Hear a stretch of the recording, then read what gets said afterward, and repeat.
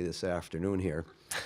So I'm looking forward to the opportunity of getting on the ice. And as I told some of the media that was at our game Saturday and told my assistant coaches, what we had Saturday was good for our team.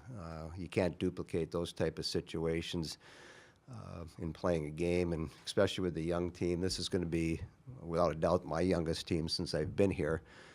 So we dressed 8 freshmen Saturday and a transfer goaltender. So a lot of new faces, a lot of young people. So having an exhibition game, against Korea was very helpful for us getting prepared for this weekend against Lindenwood. So the challenge will become trying to get our young players up to speed as quickly as we can, and as they mature, as they gain experiences, and most importantly, I think as they gain confidence, we'll become a better hockey team. So I think from the coaching staff standpoint, it's an exciting year because I think when you have a young team, it puts a lot of onus on us as coaches to try to teach these young ladies what our expectations are and try to get them up to speed as quickly as we can. It's not a long training camp. You get a few practices, and then you get into the heat of the battle. So I'm excited. I'm looking forward to the challenge, especially the first month here, and certainly looking for the opportunity this weekend to see us play against Lindenwood. Very good. We'll start over here. Go ahead. You've mentioned having to be patient as coaches with this group this year. Is that a different feeling for you? I mean, you've had groups in the past that have been veteran-laden and have had the experience. I mean, there are some there, but this could be a different feel for you as the season goes on. Yeah, the word patient it's like my strength is being patient, my weakness is being patient. That's, typical of a coach because you want things right now. And so sometimes you have to step back. The hardest part will be, who's going to play in, part of our power play. We have to come up with a bunch of new penalty killers. We've got a new goaltender. And so, as I told, Dan and Jackie, we have to be patient here early on. We have to be positive. We have to upbeat because I think the base of what we have, especially with our younger players, is good. And so now it's just getting them comfortable playing at the Division I level. They had good training this past summer as they were all in summer school. They've been skating now a couple weeks. They've got a game under their belts. So that's all the part of the process. And then as coaches, yeah, we do have to be patient, but not too long.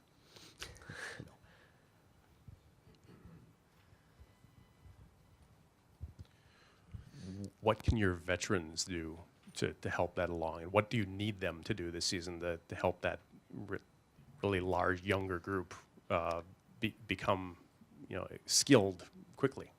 I think that's certainly one of the positives as I look at where we are right now. With Claudia and Bailey, our 2 captains, Lauren Williams and Sophia Shaver as our assistant captains, that core group of leadership.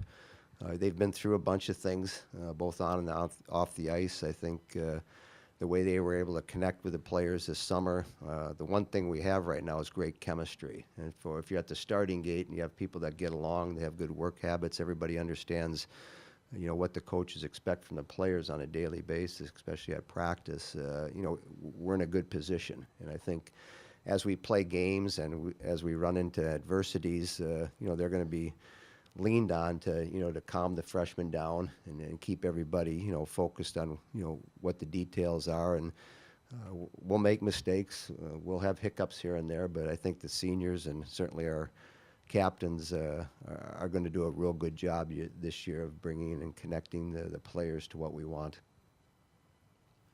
Over here on the riser. Obviously, Emily Clark and Annie Pankowski have an amazing opportunity in front of them, but that still now leaves your squad without 2 key seniors. Can you just talk about what it's like moving forward without those 2 this season? Well, they're big holes. I mean, you look at our statistics from last year. I mean, most of our scoring is gone, and certainly for those 2 young ladies, it's an opportunity of a lifetime. That's what they dream of, getting an opportunity to put their respected, team jerseys on and represent their country at the Olympics, and it's the highest honor on the women's side that our players can achieve, and so you're excited for them. It's a great learning opportunity. We've been down this path before in 2014. I had the 2010 team, took some players back. The one nice thing about our situation is, those kids that get a chance to go through that grow as players. They become better players. So when we see them back here in the fall next year, you're going to see even better players than what we've seen in the past. So I'm excited for them. You know, obviously we're going to follow them and watch them, and I'm sure if history tells us, you know, they'll be playing for a gold medal. And unfortunately, only one of them is going to walk away with that gold medal. So it'll be a fun year for them. It's a growing year and an opportunity to fulfill a dream.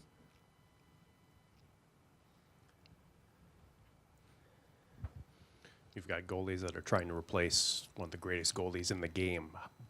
Do you want them to block that out, that they're not replacing Anne Renee, they're becoming someone, they're creating their own history here? Yeah, I mean, we won't mention anything about the past. It's just about trying to become the best player you're capable of becoming. Again, they're young, they're green. There's not a lot of experience within the group, and so with any player, you try to create habits. And so as a goaltender, you try to create certain habits that they can do, exercises and do drills on a daily basis. Over a period of time, they start to feel comfortable.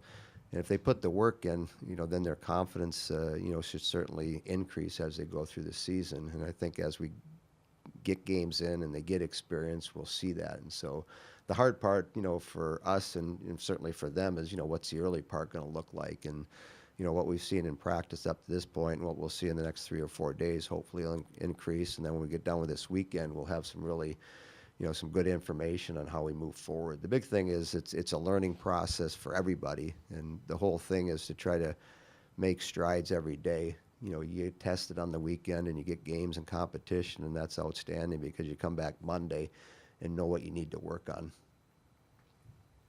Back over here on the riser. Mark, can you talk about Claudia Kepler, a local player, transferred from Ohio State, all for just one chance to play for the Badgers, a team she's always dreamed about playing for?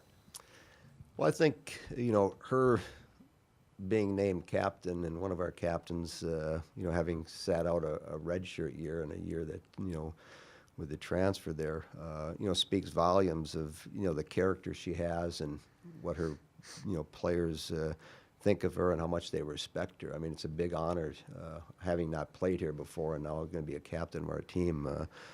I've known her and her family for a long time. They're wonderful people, and if I had a script to pick on Saturday's exhibition game, who would to score the first goal? And I know I wanted Maddie Pozic to score, but Claudia scored the first goal, and I'm sure folks were in the crowd and her grandpa and whatnot. And so I'm excited for her because, as I mentioned earlier, we lost a lot of our scoring. And one thing Claudia's been able to do in the 3 years down at Ohio State is she can score some goals. And so if we're going to be successful, we're going to have Claudia score some goals. But I think with that C on her jersey, that speaks volumes of who she is. Any further questions for Coach Johnson? If there are none, thank you, Coach. Thank you.